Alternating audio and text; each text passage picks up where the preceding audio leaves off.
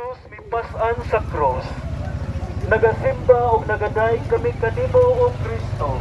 Tungkol sa imong santos nga cross, itubos mo ang kalibutan.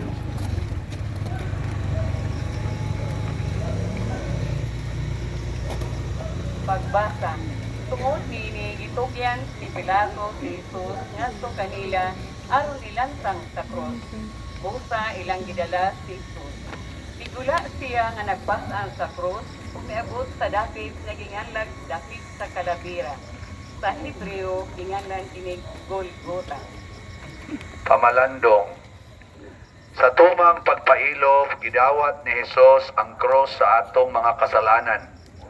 Gipas-an niya kini ug misugod sa iyang paglakaw ngadto sa Kalbaryo.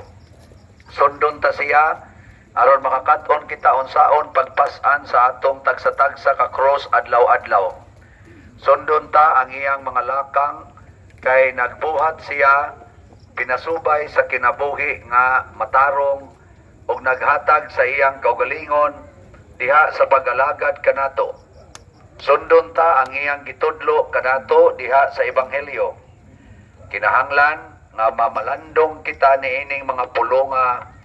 Kung may buot nga mosunod kanako, kinahanglan nga magdumili siya sa iyang kaugalingon, magpas-an sa iyang cross sa tanang adlaw ug magsunod kanako.